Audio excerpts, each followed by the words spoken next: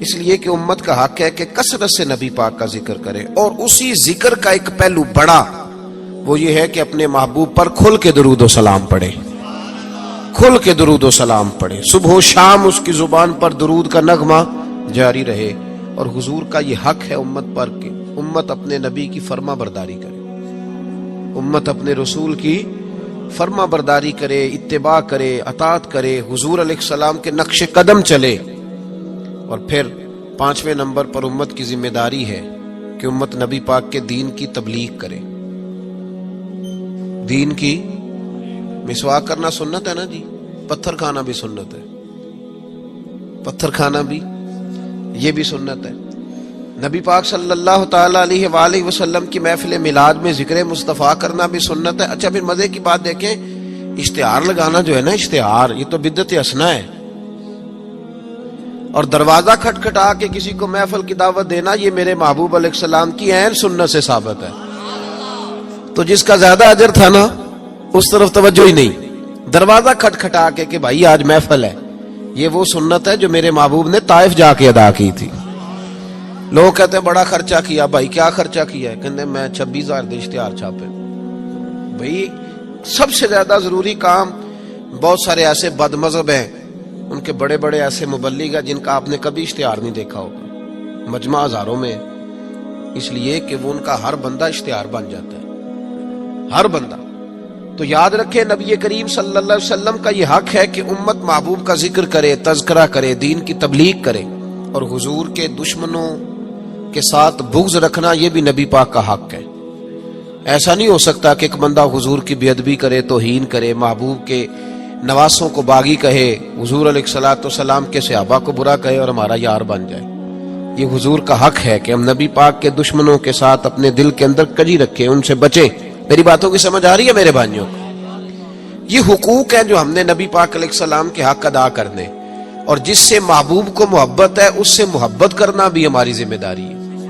حضرت مجدد الفسانی رحمت اللہ علیہ فرماتے ہیں کہ میں نا گھر میں ختم شریف پڑھتا تھا، اصال ثواب کرتا تھا، تو میں بہت سارے صحابہ کا نام لیتا، اہل بیت کا نام لیتا، اصال ثواب کرتا، صرف سیدہ عائشہ کا نام نہیں لیتا تھا۔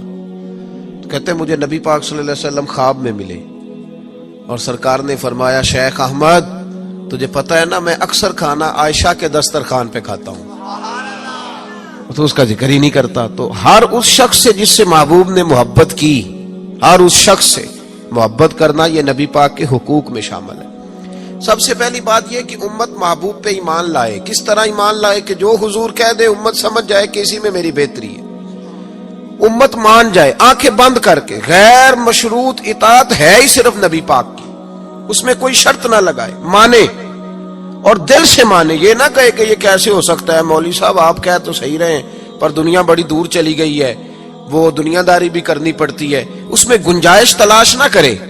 جو حضور کہہ دیں اس پہ ایمان لے آئے، جو نبی پاک فرما دے اس پر ایمان لے آئے۔ نبی پاک صلی اللہ علیہ وسلم مکے سے ہجرت کر کے مدینے تشریف لا رہے تھے، حضرت ابو بکر صدیق ساتھ تھے۔ ابو جہل نے اعلان کیا کہ جو محبوب علیہ السلام کو معاذ اللہ گرفتار کرے گا 100 سرخ اونٹ ملیں گے۔ اور بھی بہت سارے لوگ آئے، سراقہ بن مالک بھی گھوڑا لے کے آئے، حضور تک پہنچ گئے۔ نبی پاک علیہ السلام کا اختیار زمینوں پہ بھی چلتا ہے، آسمانوں پہ بھی چلتا ہے۔ سرکار دو عالم صلی اللہ تعالی وسلم کو گرفتار کرنے لگے تو حضور نے زمین کو حکم دیا، زمین نے سراقہ بن مالک کے گھوڑے کی ٹانگیں پکڑ لی، گھوڑا اندر دھسنے لگا تو سراقہ کہتے ہیں میرے اندر سے آواز آئی یہ اللہ کے سچے نبی ہیں، لیکن ابھی میں پورا مانا نہیں۔ کہتے ہیں میں نے عرض کی کہ حضور مجھے معاف کر دیں، تو معاف کرنا تو میرے محبوب کا طریقہ ہے نا۔ کہتے ہیں معافی مانگی تو محبوب نے اسی وقت فرمایا جا تجھے معاف کیا۔ سراقہ کہتے ہیں میں نے پھر جرت کی، پھر بڑھنے لگا، پھر زمین نے میرے گھوڑے کو پکڑ لیا، ٹانگیں اندر دھسنے لگی۔ البدایہ ون نے آیا اٹھا کر کے دیکھیے محبوب پاک سید عالم صلی اللہ علیہ وسلم نے دوسری دفعہ جب زمین میں اس کا گھوڑا دھسنے لگا تو پھر عرض کرنے لگے حضور معاف کر دیں، فرمایا جا تجھے معاف کیا۔ سراقہ کہتے ہیں آواز اندر سے آئی پر ابھی میں پورا مانا۔ آواز تو ہمارے اندر سے بھی روز آتی ہے کہ بدل جانا چاہیے، ہمیں دین کی طرف آ جانا چاہیے، پر ہم بھی تجربے کرتے رہتے ہیں اللہ ماشاءاللہ. کہتے ہیں 3 دفعہ ایسا ہوا، 3 دفعہ نبی پاک نے معاف کیا. پھر میرے اندر سے آواز آئی کہ یہ اللہ کے سچے رسول ہیں.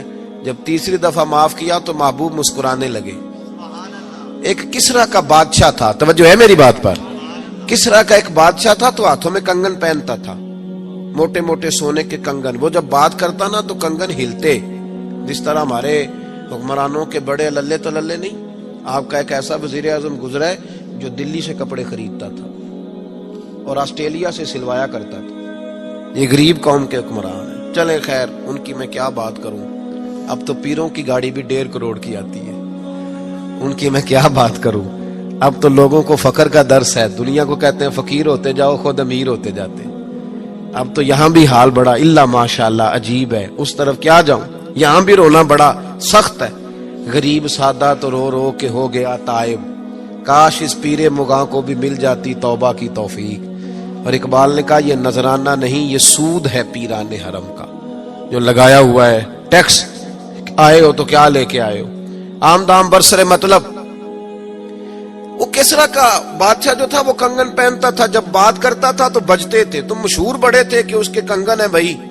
نبی پاک صلی اللہ تعالی علیہ وآلہ وسلم کو جب سراقہ آگے بڑھے نا گرفتار کرنے، تو محبوب نے فرمایا تو مجھے پکڑنے آیا ہے، ایک وقت آئے گا کسرا کا علاقہ فتح ہوگا، اس کے وہ کنگن میرے غلام اتار کے لائیں گے، اور سراقہ میں یہاں کھڑے ہو کے سالوں بعد کا وہ واقعہ دیکھ رہا ہوں کہ اس کے کنگن تیرے ہاتھوں میں آئیں گے. اب ذرا رک کے سوچئے، مکے سے نکلے ہیں، مدینے ابھی پہنچے نہیں، ایک گاؤں پہ بھی مسلمانوں کی حکومت نہیں. میرے محبوب نے اتنی بڑی بات کر دی، کسرا کا علاقہ فتح ہوگا. حضرت ابو بکر صدیق مسکرانے لگے. عامر بن فہیرہ فرماتے ہیں میرا سینہ چوڑا ہو گیا.